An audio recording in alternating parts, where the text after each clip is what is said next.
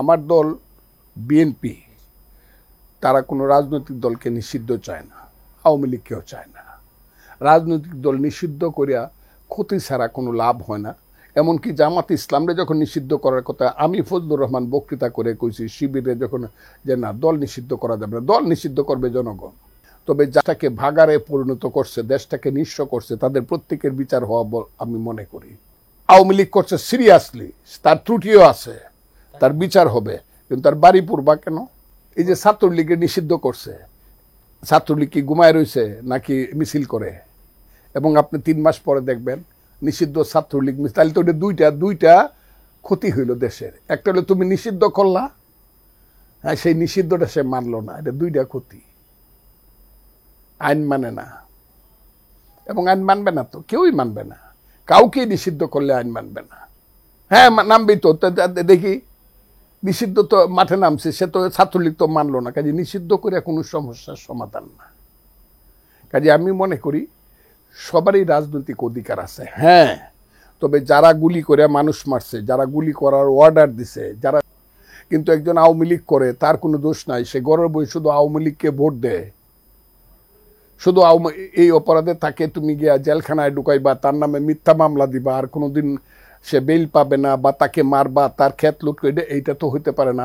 একজন লোক ধরো আওয়ামী লীগ করছে সিরিয়াসলি, তার ত্রুটিও আছে, তার বিচার হবে, কিন্তু তার বাড়ি পুরবা কেন? এই কথাটা কইতে গিয়া তো আমি বাংলাদেশে থাকতে পারতেছি না। তৌহিদি জনতার মিছিল করে একজনের বাড়ি পুরবা কেন? তো এই যে কালচারটা শুরু হয়েছে, আজকে তৌহিদি জনতার পাওয়ার আছে আমার বাড়ি পুরাই দিব বা আওয়ামী লীগের বাড়ি পুরাইব, কালকে যদি কোনো কারণে আওয়ামী লীগের পাওয়ার হয়, তা আওয়ামী লীগ আবার বিএনপির বাড়ি, তৌহিদি জনতার জামাতের বাড়ি পুরাবে? আমরা কি একটা দেশ?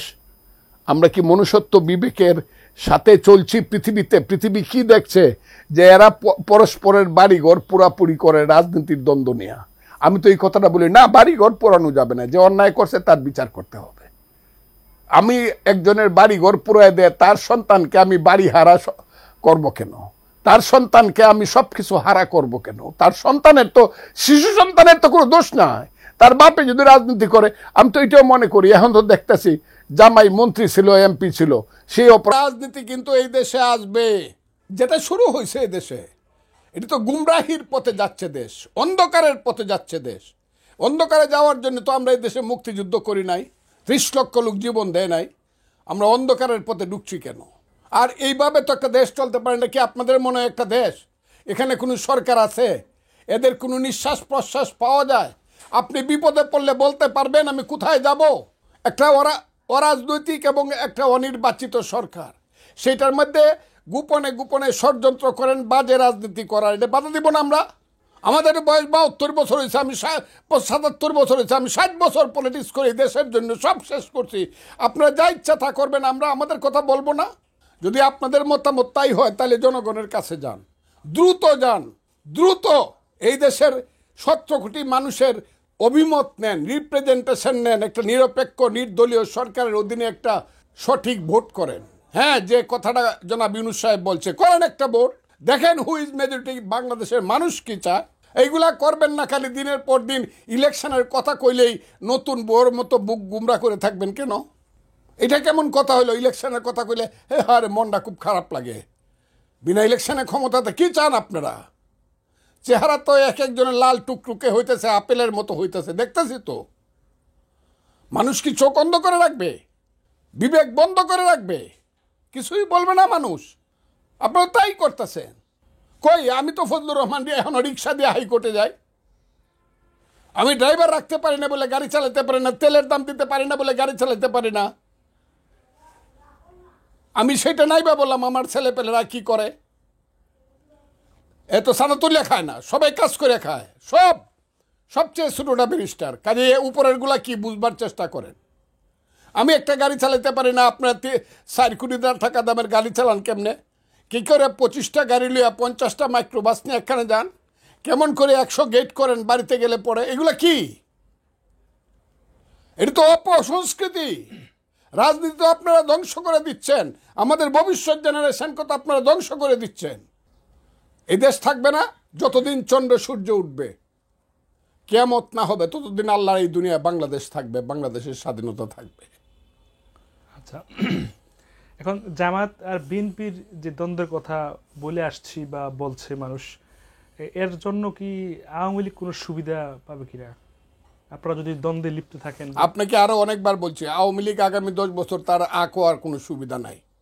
মাঠে এসে তারা যতই বক্তৃতা করুক দূর থেকে, যারা মানুষের বাচ্চা এদের বুঝতে হবে Fazlur Rahman is the man. সবাই মিললে যদি কথা কয়ে যদি আওয়ামী লীগের কেউ 12টা বাজায় থাকে, আমি একা 50%। আবার এখন মুক্তিযুদ্ধকে রক্ষা করার জন্য আমি গলায় ফাঁসি নিব। যারা মনে করেন যে আওয়ামী লীগ কালকে এসে পড়বে, তারা ভুল করতেছেন। আর যারা মনে করতেছেন জীবনে কোনোদিন আর আওয়ামী লীগ আসবে না, এই নামে না আসলেও, এই নেতৃত্ব না আসলেও আওয়ামী লীগের রাজনীতি কিন্তু এই দেশে আসবে। আওয়ামী লীগের রাজনীতি কিন্তু এই দেশে আসবে।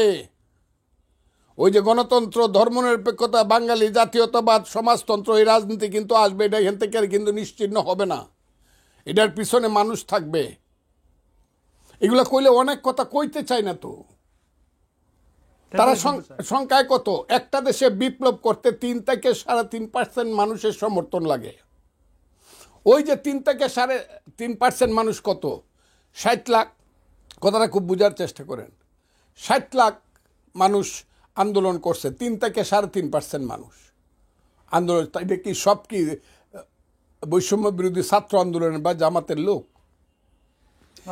90% মানুষ হলো সাধারণ মানুষ, হলো বিএনপির, যারা 14-15 বছর যাবৎ জীবন যৌবন শেষ করিয়া জেল জুলুম অত্যাচার সব কিছু নির্যাতন সহ্য করিয়া, মা মরছে দেখতে যেতে পারে নাই, জেলখানায় ছিল, বাপ মরছে জানাজায় গেছে পায়ে ডান্ডা বেরি, সেই বিএনপির কর্মীরা জীবন যৌবন শেষ করিয়া এই হাসিনার গলা পর্যন্ত দম আটকায় দিছে। এরা তো হইল দাওয়ালের কাম করছে। বৈষম্য বিরোধী ছাত্র আন্দোলন তো সর্বশেষ আইসে, আমি ধান পাকাইছি, এর ধানটা খাইতে দিয়া কইতেছে আমার সব দেওয়ান লাগবে, কারণ আমি তো কাটছি। এরা দাওয়ালের কাম করছে। আমাদের ভাটি এলাকায় দাওয়াল যায় বৈশাখ মাসে, আমরা ফসল ফলাই গৃহস্থরা করে, কিন্তু ওরা কাটতে দেয়। কাটতে দিলে 8টা কাটলে একটা নেই। ওরা ইমানদার। এখন এরা তো সব নিতে চায়, আমার কিছু দিতে চায় না, দেশের জনগণকে কিছু, এরা সব নিতে চায়। আমরা যেহেতু কাটছি কাজে সব দান আমাদেরকে দাও, এটা তো ঠিক না। এটা ছাত্র জনতার আন্দোলন, সারা দেশের মানুষের আন্দোলন। এটা কাজে ক্রেডিট যদি কিছু থেকে